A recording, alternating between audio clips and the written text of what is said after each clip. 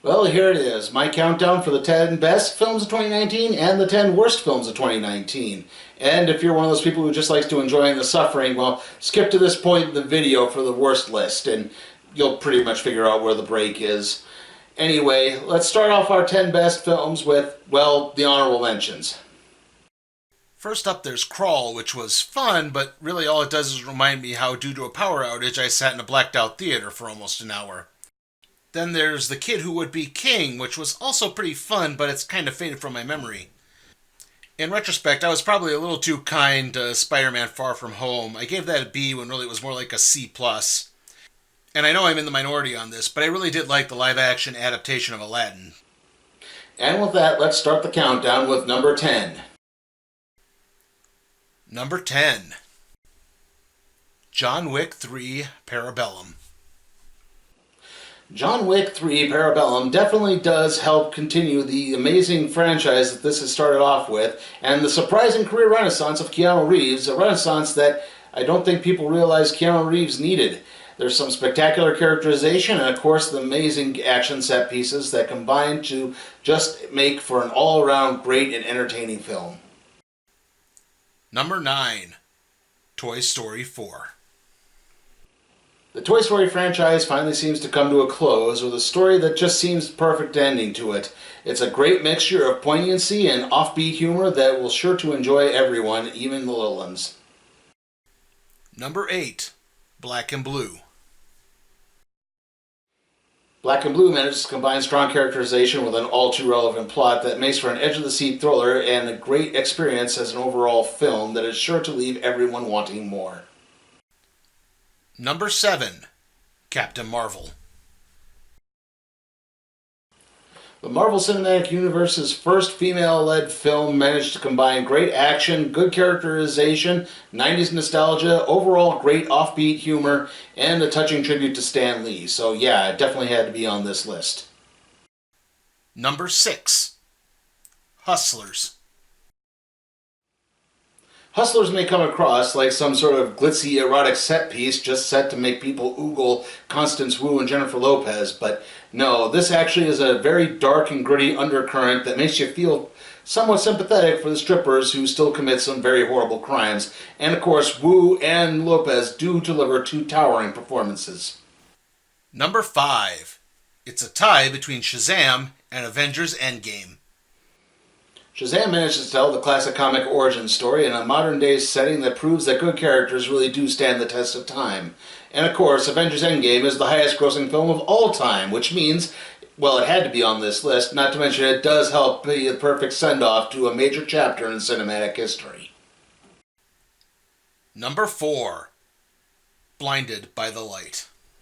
Blinded by the Light manages to tell a still painfully relevant story about the world just seeming to be against you and the joy in finding acceptance for who you truly are, combined, of course, with the classic music of Bruce Springsteen. And it does manage to lift the spirits of even the darkest day. Number 3. Knives Out. Knives Out is Rian Johnson's modern retake on the classic whodunit, and it does prove that this genre of storytelling is still very effective and enjoyable with its combination of humor, pathos, and yes, even some political discourse. Number 2. Frozen 2. Frozen 2 is a sequel that could have very easily gone off the rails, but it still manages to combine a great story, great characterization, great music, and it even manages to redeem Olaf, a character everyone had grown to hate. So yeah, it definitely deserves to possibly be number 2 on this list. And my number 1 movie for 2019 is Once Upon a Time in Hollywood.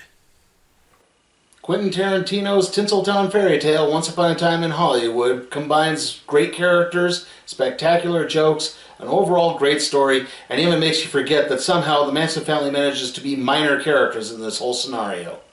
So yes, Once Upon a Time in Hollywood is my pick for the best film of 2019.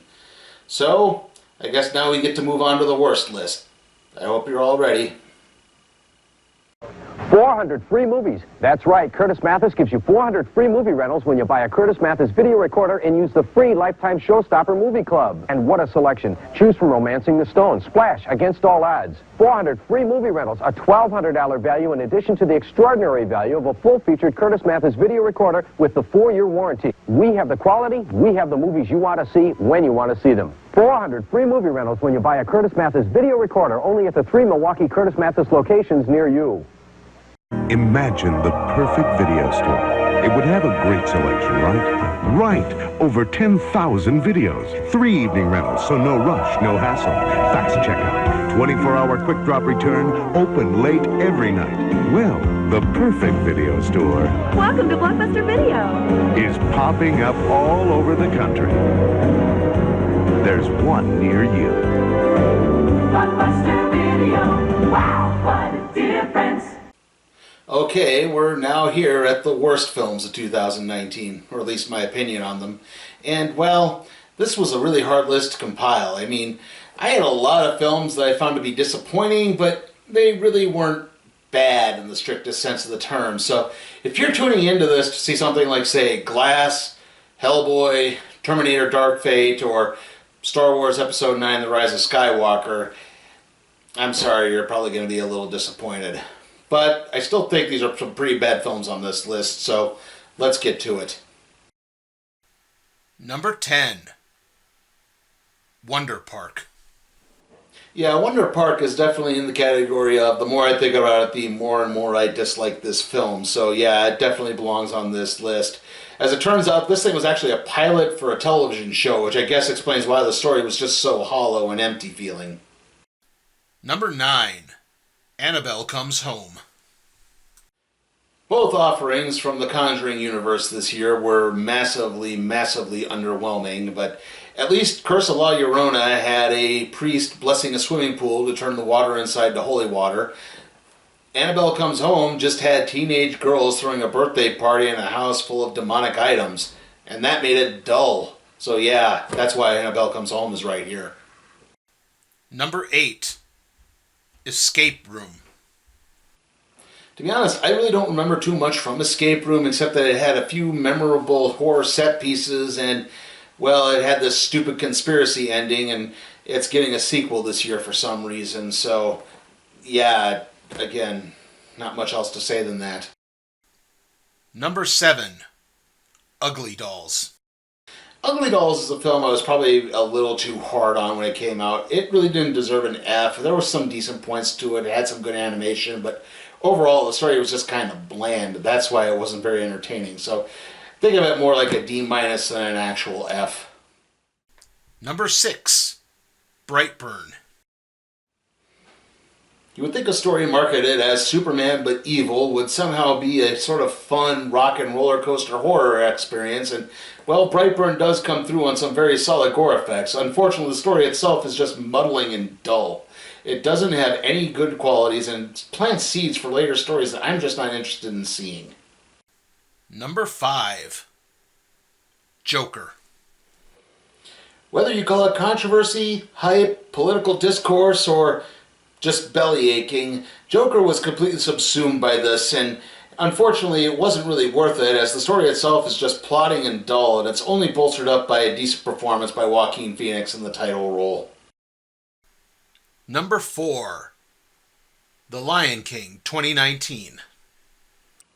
Lion King 2019 was just The Lion King. I mean, that's really all it was. I mean, say what you will about Dumbo, they at least tried to do something a little different with it. Say what you will about Beauty and the Beast, they at least tried to add a few different elements to it. Again, Aladdin tried to add a few things to it. It wasn't an exact carbon clone. This was. It's just, I can't say anything more than that. Number 3. Men in Black International. I was hoping the cast change and maybe a change in overall story direction would help pump some energy into the languishing Men in Black franchise, of which there's really only been one good film, and that's the first one. Each of the sequels have stunk, and unfortunately this sequel also stinks. It's just boring. Number 2. Spies in Disguise. Spies in Disguise was the most recent movie I reviewed, and, well, there's not too much more to elaborate on, but to just hammer home again that all of the funny jokes are in the trailer, and the rest of the story just doesn't live up to any of its preconceived notions. It's just, again, very flat, very dull. And my pick for the worst film of 2019 is Replicas. And so we've reached the worst film of the year, Replicas. And then I feel sorry for having doing that. I mean, kind of knowing why Keanu Reeves took this role, I mean, the fact that it reminded him of people who he lost in similar circumstances does make me feel a little bad, but unfortunately it doesn't make up for the fact that this film was marketed as some Cronenbergian body horror thriller that was bereft of any body horror or any thrills until about the last 10 minutes of the film. So, yeah, unfortunately I do have to put Replicas as the worst film of 2019. Okay, so we've gotten through that now. I hope everyone at least sees where I'm coming from on most of this. I try to keep it down as much as I can. Obviously, much of January is going to be a bunch of horror movies again, so who knows? Maybe there'll be a much more January heavy list again next year. Whatever. See you all next time.